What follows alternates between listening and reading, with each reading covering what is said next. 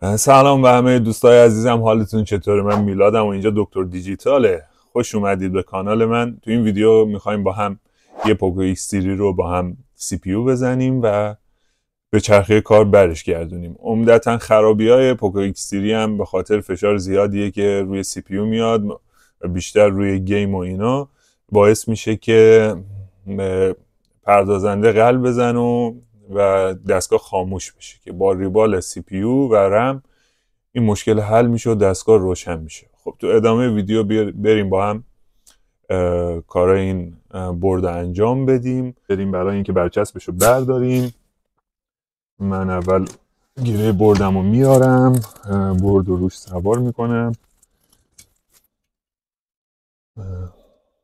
خب اول من مرحله اول شیلد روش رو بر میدارم و بعد شروع میکنیم اطراف سی پی یو رو تمیز کردن و رم و سی پی یو رو بر میداریم، کف کار رو تمیز میکنیم، شابلون میکنیم و دستگاه رو دوباره سرهم میکنیم. خب این زاویه‌ای که داریم زاویه خوبیه. من روی لوپ هم تنظیم کنم. بسیار عالی. دمام رو 180 باد 50، هیترم هم تیار 1300.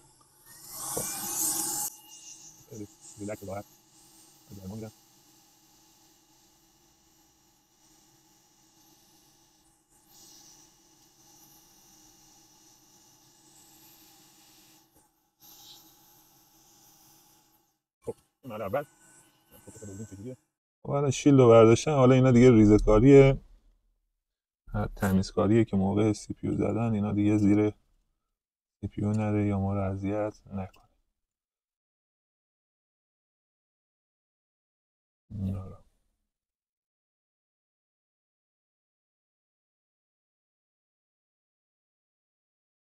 خب اینا رو جمع آوری بکنیم. پس بردارم.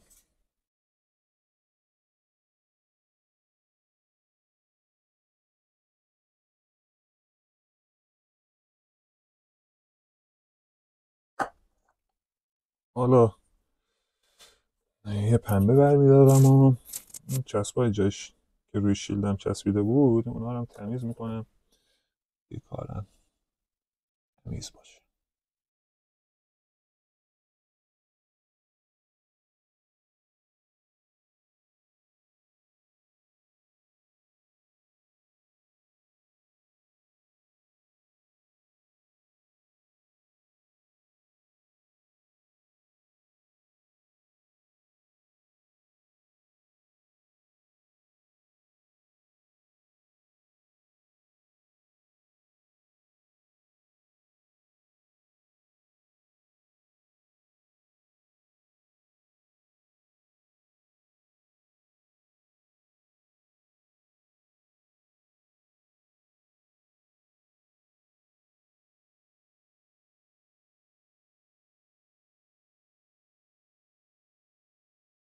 خب الان میریم سی پی رو اطرافش رو تمیز کنیم. باد رو از 180 میذارم رو 200، دما رو میذارم رو 200 و بادم میذارم رو همون 50 باش. شروع میکنم به تمیز کردن چسبای اطراف سی پی یو. دمام چون 200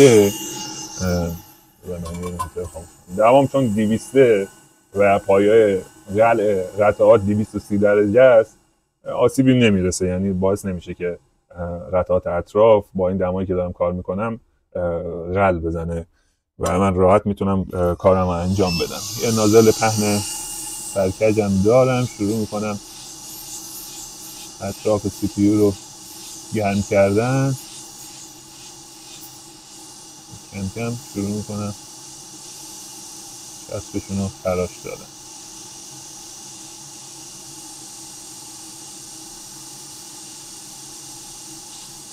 برداشتن چسب مزیتش اینه که وقتی میخواید سی پی یو رو بردارید قطعات اطراف کنده نمیشه، شما راحت میتونید کارتون رو انجام بدید.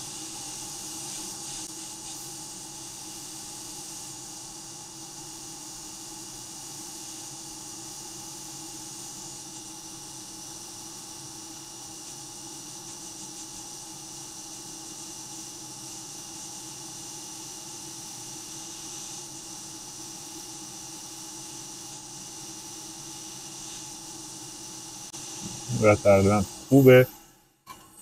میچرخونم رو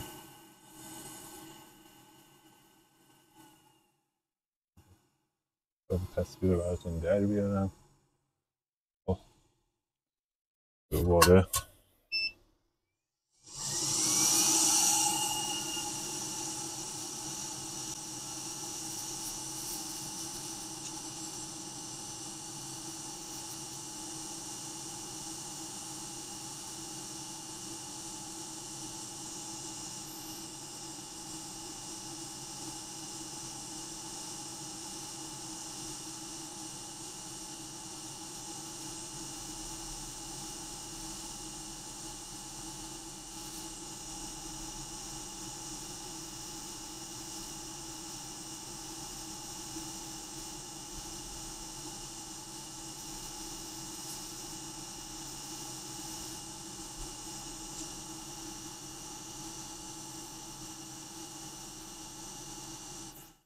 خب تا جایی که راضی باشم این ورم تمیز شد.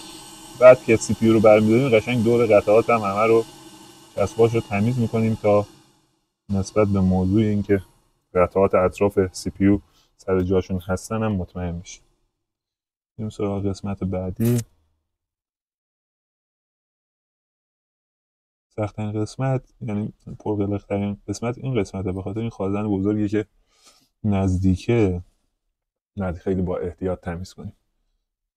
خب دوباره برای ایستادی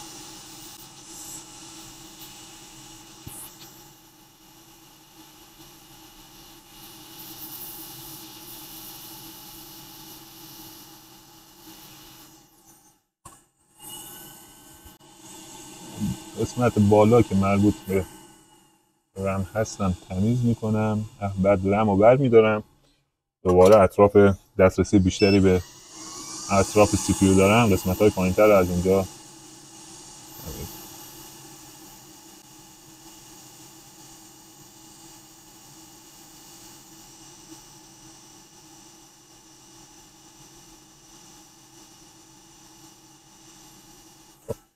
این تا اینجای کار. حالا میخوام سی پی یو رو رم رو از روش بردارم، دوربینم رو تنظیم کنم. خب دمامو میذارم 400 با 45.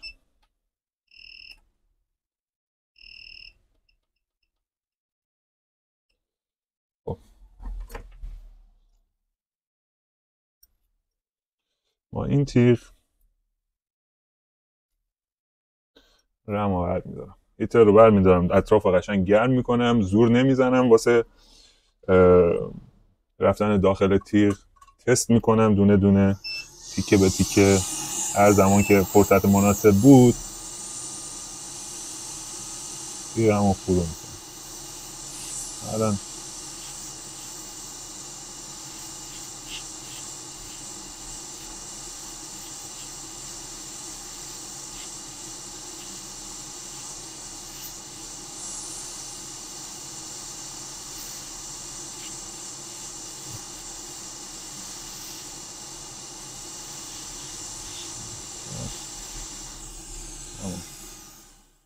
این از رم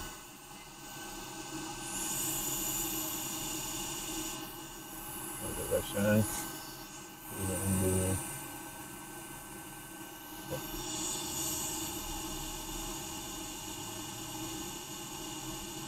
هم میذاریم کنار، میریم سراغ دوباره کار تمیزکاری. الان اگه توجه کنید چون یه طبقه رو برداشتیم اینجاها دسترسی راحت‌تری به تمیز کردن چسبا داریم نسبت به این قسمتی که تاوال تمیز کردیم. حالا این کنجم، این دوتا کنجم تمیز میکنیم و میریم سراغ برداشتن سی پی یو. دوباره زاویه‌مو تنظیم کنم.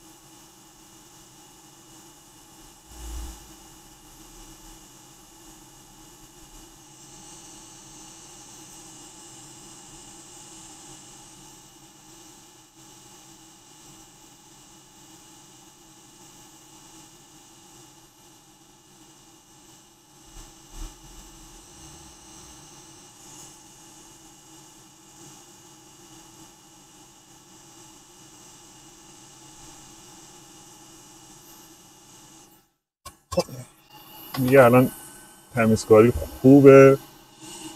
اگه هم یک زمانی قطعه‌ای بمونه، یعنی با چسب و کنده بشه، اونو باید ما از کنار متصل میکنیم. خب الان میریم برای برداشتن سی پی یو. دوباره دما 400 با 45. اگه سرعت دستتون خوب باشه با تمرین کردن، این دما آسیبی به هیچ قطعه نمیرسونه، نه به هارد گرما میرسه و ما فلکس هم نمیزنیم، فقط گرما میدیم و تو دمای مناسب و سرعت مناسب دست قطعه رو بر میداریم. الان من شروع میکنم گرما دادن، پا رو تست میکنم.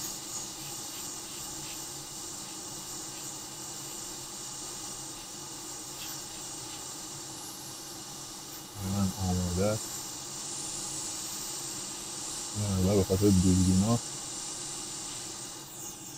دست خوبی ندارم. اینم از سی پی یو.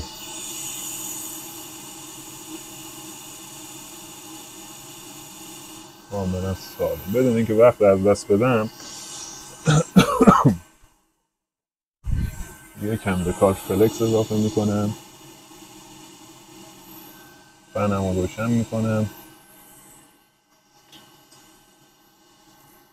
یکم هم به کار غل اضافه میکنم، خوبی هم روشن میکنم.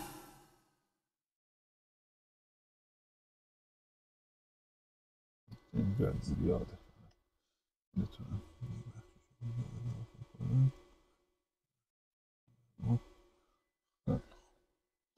غل 138 درجه واسه اینکه دمای پدا بیاد پایین و تمیزش کنیم.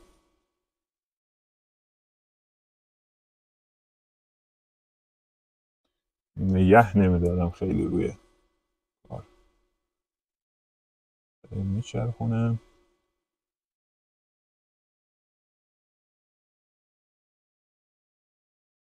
تا دمای غل پایه ها بیاد پایین، دمای ذوبشون بیاد پایین، بعد کارمون راحت میشه. خب تمیز میکنم.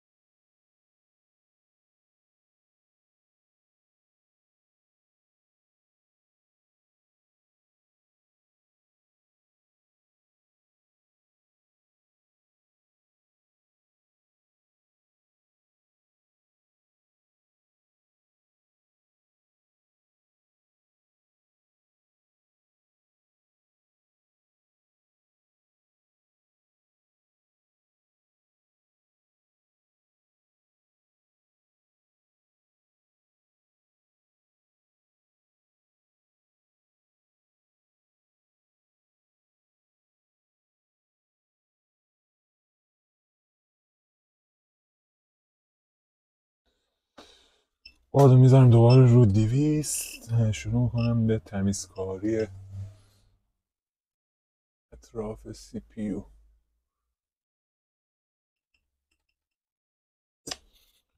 مرسی این آدم که اومد و دست دادیم.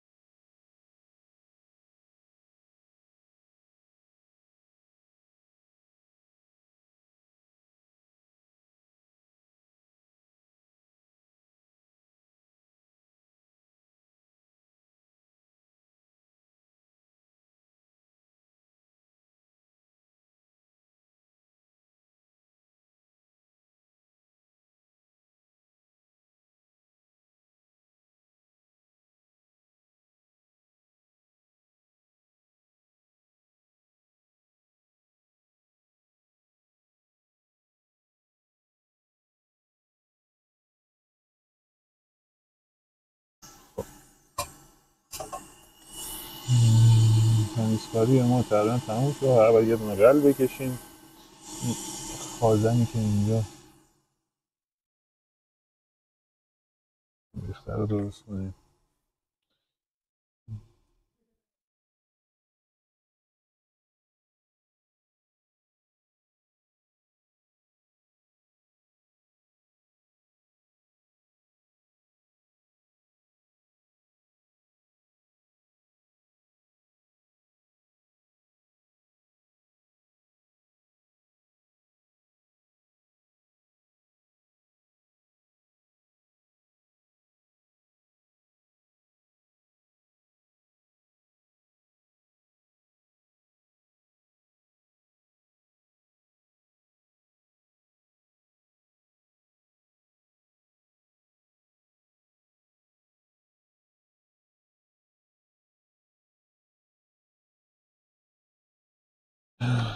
میریم الان کف رو تمیز کنیم.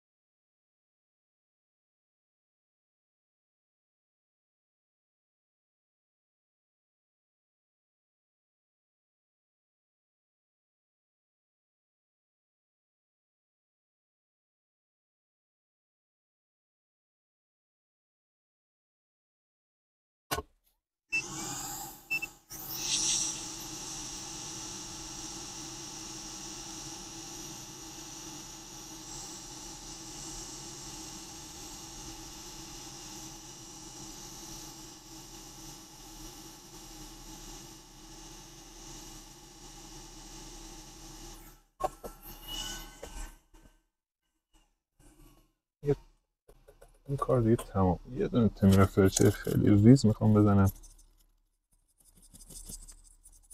مثلا فشار نمیارم.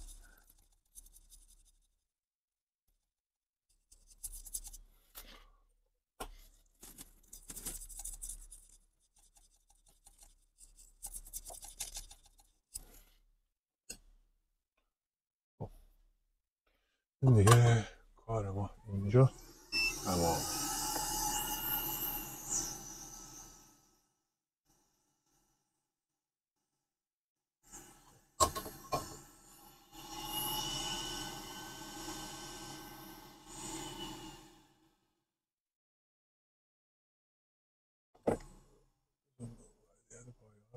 همه چی عالی خوب.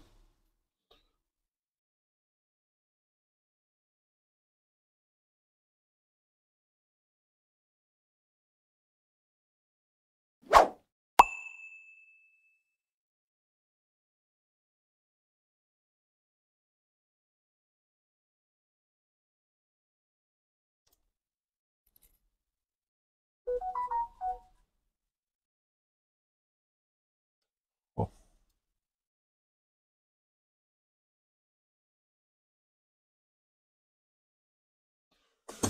خب کار ما اینجا تموم شده. این بردو میذاریم کنار و میریم سراغ آیسی ها.